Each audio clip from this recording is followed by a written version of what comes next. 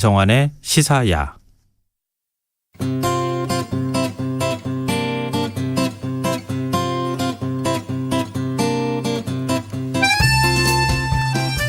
러시아가 오는 16일 우크라이나를 침공할 수 있다, 이런 관측이 나오면서 지금 긴장감이 높아지고 있습니다. 지난 주말 바이든 미국 대통령과 푸틴 러시아 대통령이 전화회담을 벌였지만 아무런 성과를 내지 못하면서 세계 각국은 우크라이나 주재 거주민들에게 철수 명령을 내리고 있는 상황인데요. 이런 가운데 우크라이나 국민들은 전쟁에 반대한다, 이런 반전 시위를 좀 대규모로 벌이기도 하고 있습니다. 세계이면 오늘은 위기감이 고조되고 있는 우크라이나 상황 짚어보도록 하겠습니다. 외신캐스터 전주현 씨 나와주셨습니다. 안녕하세요. 네, 안녕하세요. 네, 지금 침공할 것이다, 이런 소문이 돌고 있는 게 네. 첩보가 심리전 차원에서 공개가 되는 건지 네. 정확하진 않아요. 이거 뭐 어떻게 알겠어요. 그러니까요. 근데 어찌됐든 전쟁이 나는 거 아니냐라고 네. 하는 위기감 점점 높아지고 있네요. 왜냐하면 뭐 2월 중순 뭐 올림픽이 끝나기 전 뭐 이렇게 좀 약간 애매모호하게 얘기를 했다가 16일 침공설이라고 날짜가 이렇게 좀 그러니까 공개가 됐잖아요. 러시아가 침공할 딱 것이다, 이렇게 나온 거잖아요. 그러니까요. 지금. 미국 정치 전문 매체 폴리티코가 이제 보도를 한 건데, 바이든 대통령이 11일에 영국, 프랑스를 비롯한 동맹국들과 화상회의를 했어요. 근데 여기에서 우크라이나에 대해서 러시아가 군사 작전을 개시하는 날이 16일로 예상된다, 이렇게 이제 날짜를 박아서 얘기를 했다라고 알려져 있습니다. 네. 그러니까 이제 러시아 군이 벨라루스 국경을 넘어서 사이버 공격, 미사일 공격을 단행할 수 있고 16일에는 지상 공격이 시작될 수 있다, 이렇게 보고 있다는 거죠. 네. 그리고 이제 설리번 미국 백악관 국가안보보좌관도 푸틴 대통령이 이제 20일에 베이징 올림픽이 끝나기 전에 침공 명령을 내릴 수 있다, 러시아가 침공할 모든 군사 전력 요소가 준비됐다, 이렇게 경고를 하면서 한층 긴장감이 높아지고 있는 그런 상황입니다. 근데 좀 상식적으로 이해가 안 되긴 해요. 왜냐하면 침공일이 이미 다 공개가 돼가지고 네. 침공할 거야 그러면 침공하려고 그러다가도 안 할 것 같은데. 그러니까요. 그걸 노렸다는 얘기도 있고요. 네. 그러게요. 이런 상황에서 바이든 대통령하고 푸틴 대통령이 전화 일종의 담판이라고 해야 되나요? 회담을 네. 했어요. 근데 그렇습니다. 아무런 성과가 없더라고요. 그렇습니다. 62분 동안 통화를 했는데 결국 네. 해법을 찾지 못했고요. 양측의 팽팽한 입장만 또다시 뭐 강조하고 끝나는 자리가 됐습니다. 그래서 백악관은 바이든 대통령이 러시아가 우크라이나 침공을 강행하면 심각한 대가를 치르게 할 것이다, 이렇게 경고를 하긴 했다. 그렇지만 사태 해결을 위한 근본적 변화를 만들지 못했다라고 발표를 내놨고요. 크렘린궁도 두 정상이 계속 접촉하기로 했다라고 얘기를 하긴 했지만 그 러시아의 우려사항을 바이든 대통령이 고려하지 않았다, 이렇게 불만을 나타냈고요. 그 16일 침공설에 대해서는 미국이 왜 잘못된 정보를 언론에 계속 제공하는지 우리는 이해할 수 없다, 이런 입장을 나타내긴 했습니다. 지금 바이든 대통령, 푸틴 대통령이 작년 12월에도 이 우크라이나 문제 때문에 2번이나 전화를 했었거든요. 네. 그런데 지금 이번까지 3번인데 그냥 3번 다 거의 똑같은 통화가 이루어진 것 같아요. 양측의 입장만 강조를 하다가요. 자, 이후에 이제 바이든 대통령이 젤렌스키 우크라이나 대통령과 통화를 가졌습니다. 그래서 우크라이나의 주권, 영토 보전에 대한 미국의 약속을 재확인한 것으로 전해졌는데요. 지금 위기감이 높아지니까 젤렌스키 대통령이 미국의 군사적, 재정적 지원을 요청했습니다. 그리고 바이든 대통령에게 가능한 한 빨리 우크라이나를 좀 방문해달라는 요청을 했어요. 근데 백악관이 여기에 답변을 하지 않았는데 가능성은 굉장히 낮아 보인다, 이런 관측이 많습니다. 왜냐하면 미국이 러시아를 견제하면서도 자신들의 직접적인 군사력 투입과 충돌로 이어질 가능성은 차단은 하고 있다는 거죠. 그렇기 때문에 아마도 가지 않을 것이다, 이런 얘기가 나오고 있습니다. 지금 전쟁이 난다고 공격한다는데 대통령이 네. 어떻게 방문할 수 있겠어요? 그러니까요. 바이든 대통령이. 그것도 좀 상식적으로 그렇죠. 이해가 잘 안 네. 되는데. 얼마나 다급하면 또 우크라이나는 그랬겠습니까? 근데 세계 각국이 지금 자국민하고 외교관들에게 철수 공고를 내리고 있는 상황이에요. 그렇습니다. 미국 대사관이 12일에요. 긴급한 임무가 없는 대사관 직원들에게 대피령을 내렸습니다. 그리고 11일에는 우크라이나 안에 있는 미국인들에게 늦어도 48시간 이내에 대피하라라고 경고를 내렸고요. 이어서 이제 독일, 일본, 리투아니아, 네덜란드 뭐 이렇게 10여 개 국가들이 자국민에게 철수를 다 권고를 했고, 우리 외교부도 우크라이나 전역을 여행 금지 지역으로 지정을 했어요. 네. 지금 여기 체류하고 계신 분들이 한 300여 명 계신데 즉시 출국할 것을 요청한 상황이고요. 그래도 이제 주 우크라이나 한국 대사관 직원들은 당분간 현지에 남아서 이 교민들의 출국을 지원하는 업무를 하게 됩니다. 그리고 이제 러시아도 지금 대사관 인력 철수를 했는데 러시아의 주장은 우크라이나나 제3국이 도발할 가능성이 우려된다라면서 또 자국 대사관 인력 철수를 해서 지금 서방 국가는 물론이고 러시아 대사관 인력도 지금 떠나고 있는 상황입니다. 우크라이나를 오가는 항공 노선도 잇따라 중단되고 있다고요? 그렇습니다. 12일에 우크라이나의 저가 항공사가 있어요. 스카이업 소속 여객기 한 대가 우크라이나 수도 키예프로 향하다가 갑자기 중간에 항로를 변경해서 몰도바에 착륙을 했습니다. 왜냐하면 이 여객기를 임대한 곳이 아일랜드계 업체였는데 우크라이나 영공 진입을 불허했어요. 왜냐하면 보험사들이 군사적 위험이 커지니까 우크라이나 영공을 통과하는 항공기에 대한 보험을 중단한다는 통보를 해왔다는 거죠. 그래서 항공사가 지금 14일에서 16일까지는 항공권 예약 판매도 일시 중단한다는 발표를 내놨습니다. 그리고 이제 네덜란드 항공사인 KLM이 서방권 항공사 중에 처음으로 11일부터 우크라이나행 항공편 운항을 무기한 중단하기로 했어요. 왜냐하면 이제 네덜란드도 우크라이나 전역에 긴급 여행 경보를 발령했기 때문입니다. 그리고 이제 독일 항공사 루프트한자도 운항을 중단할 것인지 검토에 들어갔고요. 근데 이제 앞으로 이렇게 항공편을 취소하는 항공사들이 늘어날 것으로 지금 예상이 되고 있어요. 지금 안 그래도 우크라이나 영공을 이미 통과해서 유럽, 인도, 중동, 동남아시아를 오가던 항공기 대다수는 이미 우회 경로를 벌써부터 이용하고 있었습니다. 왜냐하면 2014년 7월에 우크라이나 동부의 친러시아 반군이 말레이시아 민항기를 격추한 사건이 있었죠. 그래서 승객과 승무원 거의 300여 명에 가까운 인원이 전원 사망하는 참사가 다시 발생했는데 지금 이거는 거의 전쟁 위기 수준이니까 그걸 우려하기 때문입니다. 그래서 우크라이나 정부는 서방의 과잉 대응을 좀 자제해달라 이런 요청을 하고 있어요. 그리고 항공기 안전 운항을 위해서 우리가 대책을 마련하겠다라고 하지만 지금 우려를 불식시키기엔 좀 모자란 상황이고요. 우크라이나를 여행 금지 국가로 지정한 나라로 지금 계속 늘고 있어요. 그래서 항공편이 대량 취소될 것으로 예상이 되거든요. 여기에 이제 자국민 떠나라고 했으니까 외국인들은 대거 대피를 하게 됩니다. 그래서 자칫 출국 대란이 일어날 수 있다. 이런 얘기까지 지금 나오고 있습니다. 지난번 아프가니스탄을 봤기 때문에 그렇죠. 비슷한 일이 벌어지지 않을까 걱정도 되는데요. 근데 앞으로 일주일이 이번 사태 고비가 될 거다 이런 얘기가 나오더라고요. 그렇습니다. 그래서 미국과 유럽 각국 지도자들이 지금 외교적으로 해결 노력을 일주일 동안 아주 활발하게 펼칠 예정이기 때문인데요. 먼저 숄츠 독일 총리가 14일에는 우크라이나를 15일에는 러시아를 연달아 방문을 합니다. 그래서 중재 노력을 좀 하게 되는데 7일에 이미 마크롱 프랑스 대통령이 러시아를 갔었죠. 푸틴 대통령과 정상회담을 했는데 이제 독일을 그러니까 이제 프랑스와 독일 이렇게 유럽의 주요 국가 정상이 또다시 푸틴 대통령 설득 작업에 나서는 셈입니다.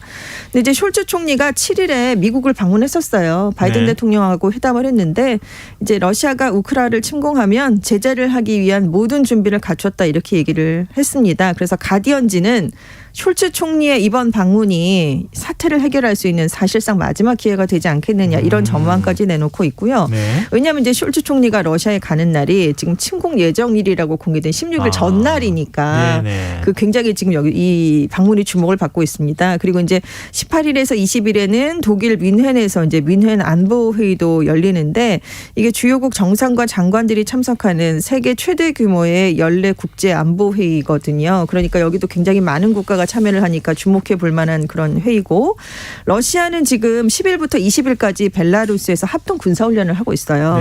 20일에 이제 끝나니까 러시아가 이제 훈련이 끝나면 파견했던 병력을 다시 러시아로 복귀시킨다라고 일단 얘기는 했지만 당장 복귀를 하지 않을 가능성도 얼마든지 있거든요. 그러니까 이것도 좀 지켜봐야 되고 그리고 이제 베이징 동계올림픽이 20일에 폐막을 합니다. 그래서 지금 동맹국이니까 중국이 올림픽을 개최해서 그동안은 우크라이나를 러시아가 침공하지 않을 수도 있겠지만 이제 올림픽이 끝나면 또 어떻게 될지 모른다는 거죠. 그래서 지금 여러모로 지금 일주일이 아주 고비가 될 것 같습니다.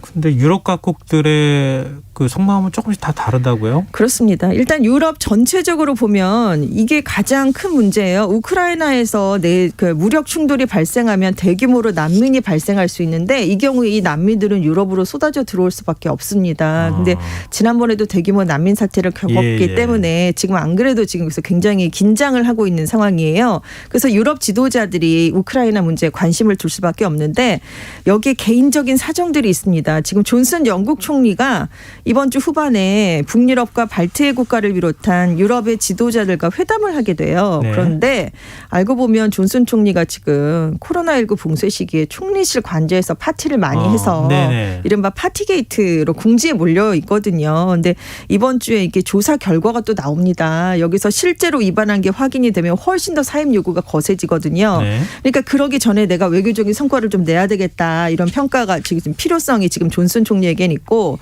독일 숄츠 총리는 지금 굉장히 활발하게 지금 움직이고 있잖아요. 갑자기. 근데 그동안 다른 서방 국가와 다르게 러시아에 굉장히 좀 강경책을 취하지 않고 소극적인 모습을 보여서 비판을 많이 받았어요. 심지어 숄츠 총리는 어디 갔나. 메르켈 총리가 없어지니까 러시아 문제를 해결할 사람이 없다. 이걸 개인적으로 비판을 많이 받았으니까 지금 이 숄츠 총리도 그 문제를 좀 해결해야 되는 리더십 문제가 있습니다. 그래서 여러모로 이 지금 유럽 정상들 사이에 개인적인 속내가 있지 않느냐 이런 얘기가 있습니다.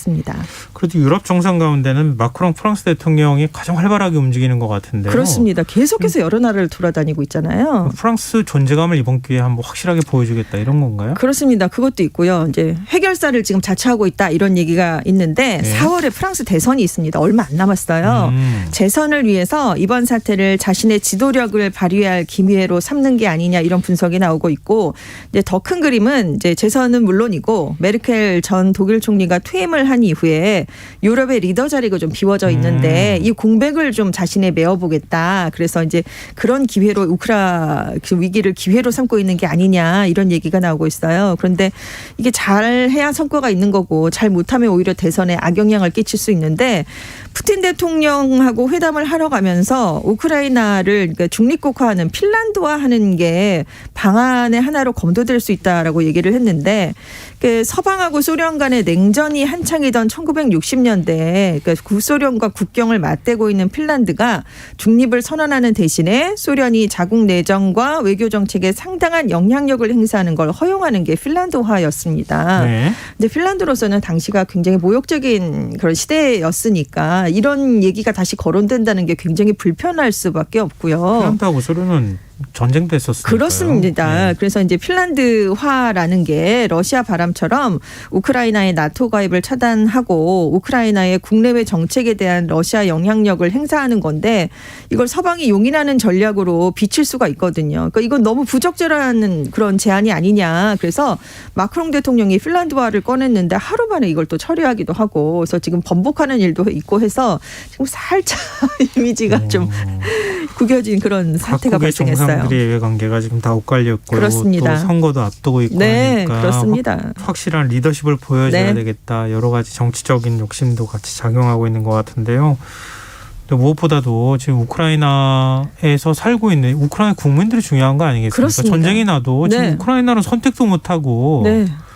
지금 우크라이나 국민들은 반전 시위도 하고 막 이렇게 하고 있던데 젤렌스키 대통령의 외교적 역량 부족을 탓하는 여론이 꽤 높다고요. 지금 위기가 지난해 11월부터 계속 고조되고 있는 상황이거든요. 예. 근데 러시아 침공이 임박했다라는 보도가 계속 나왔던 게 7일이었는데 그날 젤렌스키 대통령이 어딜 갔냐면 디지털 관련 행사에 가서 고령층의 통신요금 인하 계획 뭐 이런 걸 얘기를 했어요. 그래서 전쟁 위기가 이렇게 고조됐는데 왜 거기에 가서 그런 얘기를 한가하게 했을까라는 얘기가 나왔는데 그러니까 너무 이제 위기가 고조됐으니까 시선을 돌리기 위한 것이다라는 분석도 나왔지만 여론조사를 해봤더니 응답자의 55% 이상이 러시아 침공을 막기 위해서 정부가 지금 충분한 외교적인 노력이나 방어 노력을 한다고 생각하지 않는다라고 부정적인 답변을 내놨습니다. 그리고 이제 지난달에 미국이 러시아가 침공하는 것이 임박했다라는 걸 경고했는데도 네. TV 연설을 했는데 부활절 바베큐를 언급하면서 일상의 삶을 우린 살아야 된다 이렇게 얘기해서 어느 세계에 살고 있는 것이냐 아하. 이런 비판이 그때도 나왔어요. 근데 이 젤렌스키 대통령이 정치 경력은 없는 사람이잖아요. 코미디언과 배우 출신입니다. 그래서 그것으로 이름을 얻은 뒤에 2019년에 당선됐는데 그래서 외교 능력에도 문제가 있다는 게 이번에 드러나는 게 아니냐 이런 평가가 나오고 있어요. 그래서 지금 러시아의 위협에 대해서도 위협 순위가 높았다고 했다가 아니라고 했다가 지금 이런 걸 번복을 하니까 국민들은 불안할 수밖에 없고요. 그래서 지금 그러면 보좌진이라도 좀 정치 경험이 풍부하면 좋은데 대통령궁 실장과 국가정보국장이 영화 제작자와 시트콤 PD 출신입니다. 네. 자기랑 일했던 사람들이에요. 그리고 네. 대통령 보좌관은 각본가였는데 정치를 하게 된 인물. 인물입니다. 그래서 보좌진도 지금 정치 경력이 전무한 사람들로 구성이 돼 있기 때문에 지금 이런 국제적인 위기를 탈출하는 데 도움이 되지 못하는 게 아니냐 이런 지적이 높아질 수밖에 없는 그런 상황이 됐어요. 근데 설명 듣고 난 다음에 좀 놀랐는데. 그렇죠. 너무 놀라우시죠? 네, 그러게 외교 경험이나 안보 경험이 없는 사람들인데. 네. 왜냐하면 이제 대통령으로 뭐 성공하는 뭐 그런 식의 드라마를 시원하게 만들어서 이 젤렌스키 대통령이 인기를 얻으면서 됐는데 그때 그것들을 만들었던 사람들인 거죠. 그러니까 이런 사람들을 보좌진으로 지금 기용을 한 건데 참 이해를 하기는 조금 어렵긴 합니다. 우리가 뭐 이제 물론 분단 국가에 있기 네. 때문에 그럴지도 모르겠지만 상상할 수 없는 일이잖아요. 네네. 전투복 입고 정군 지휘관 회의를 열어도 모자랄 판인데 그렇죠. 저 한가하게 바베큐 네. 얘기를 하고 이해가 잘 안 되는데요. 근데 앞서도 잠깐 얘기했던 것처럼 바이든 미국 행정부가 침공한다는 날짜까지 전쟁 네. 일으키는 날짜까지 이렇게 콕 집어가지고 자꾸 공개하는 이유가 뭐예요? 지금 바이든 행정부가 결국은 이제 러시아의 우크라이나 침공을 막기 위해서 푸틴 대통령의 행보를 파악해서 실시간으로 일부러 노출시키는 전략을 쓰고 있다라고 뉴욕타임스가 분석을 했습니다. 최근 몇 주 동안의 행보를 보면 우크라이나 인근에서 러시아군이 어떻게 움직이나 침공 계획은 어떻게 되나 러시아 군 당국의 내부 분위기는 이렇다. 이런 걸 실시간으로 지금 대중들에게 공개를 하고 있거든요. 근데 잘 들여다보면 러시아 내부에서도 수뇌부가 아니면 알기가 힘든 정보들이 많았어요. 그렇죠. 아무래도 네. 그렇지 않겠습니까? 그래서 이건 결국 미국 정보당국이 동원돼서 획득한 정보다 이렇게 관측이 되고 있는데 그래서 이제 푸틴 대통령 계획을 미리 공개해서 작전도 방해하고 푸틴 대통령에게 침략에 따른 경제적, 정치적, 인적 비용을 다시 한번 생각할 기회를 줄 수도 있다. 우리가 계속 이렇게 얘기를 하면 그런 희망에 따른 것이다라고 지금 뉴욕타임스가 얘기를 했습니다. 그래서 지금 러시아가 가짜 비디오를 만들어서 우크라이나군이 러시아를 공격하는 비디오를 만들어서 뭐 이렇게 유포할 계획을 세운 증거도 우리가 갖고 있다. 이걸 또 최근에 얘기하기도 했거든요. 네. 그래서 지금 여러 정보국 수장들이 지금 이런 입장을 갖고 있대요. 그러니까 일부러 정보를 공개하면 러시아의 움직임에 회방을 놓을 수 있을 것이다라고 해서 공개를 한다는 건데 지금 예전에 2014년에 러시아가 크림반도를 병합했을 때도 미국의 정보기관들이 여러 정보를 수집을 했었답니다. 그런데 그때는 공개를 하질 않고 있었거든요. 근데 그 사이에 러시아가 굉장한 선전전을 벌였어요. 네. 그래서 뭐 군사활동, 사이버 공작 전쟁 뭐 이런 것들을 하면서 속수무책으로 미국이 당했다 이런 평가를 나중에 받게 됐어요. 그래서 이번에는 같은 실수를 반복하지 않으려고 이렇게 일부러 미리 공개를 하고 있다 이런 얘기가 지금 나오고 있는데 실제로 우크라이나는 러시아가 이미 사이버 공격을 하고 있다 이렇게 얘기를 하고 있고요. 네. 그 이제 뭐 군사적 위협이 아니더라도 이렇게 위기감을 고조시키면 외국인들이 우크라이나에 투자한 돈을 회수하도록 하는 그런 조치를 가져오게 할 수 있잖아요. 네. 그리고 이제 우크라이나의 수출입 통로가 남해안 일대인데 여기서 일부러 군사훈련을 벌이고 있답니다. 그래서 경제적으로 압박을 가하면서 우크라이나를 훨씬 더 위기로 몰아넣고 있다 이렇게 주장을 하고 있는데 문제가 있죠. 어렵게 굉장히 얻는 고급 정보인데 대대적으로 공개하는 게 이례적이지 않습니까? 근데 이러다가 정보원의 신원이 노출되면 그 정보원이 굉장히 신변의 위협을 좀 당할 우려가 있고요. 도감청 사실이 알려졌어 이렇게 생각을 하면 러시아 측 고위급 인사들이 아예 얘기를 하지 않거나 역정보를 흘릴 수 있다. 뭐 이런 우려까지 나오고 있습니다.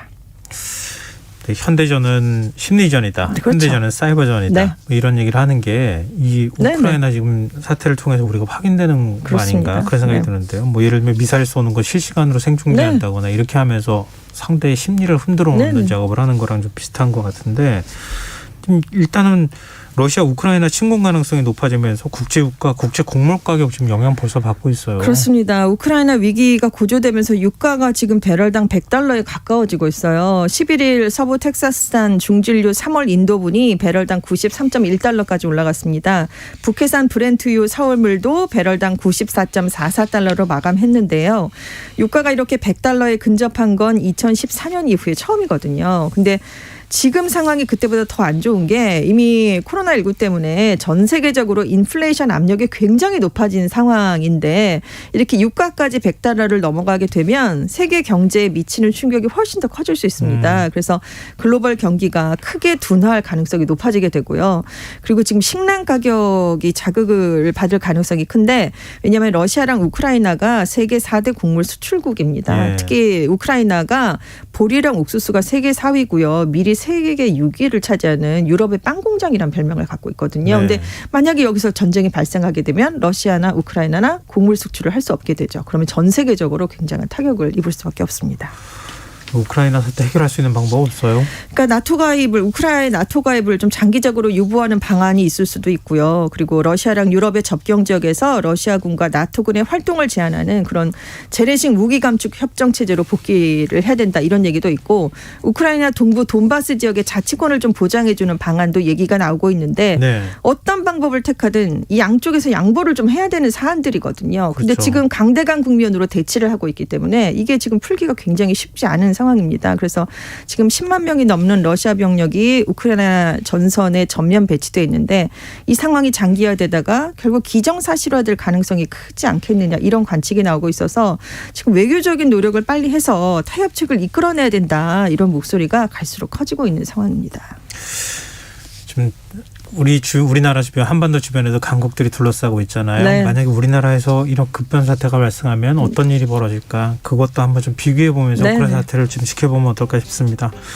네, 지금까지 세계일면 외신캐스터 전지현 씨였습니다. 고맙습니다. 네, 감사합니다. 오늘 모바일 상품권 당첨자는 홈페이지 공지사항에서 확인하실 수 있습니다.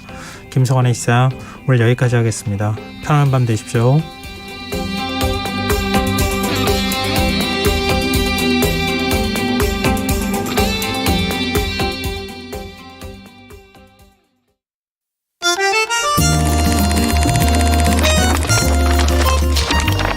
이다혜의 영화관, 정여울의 도서관.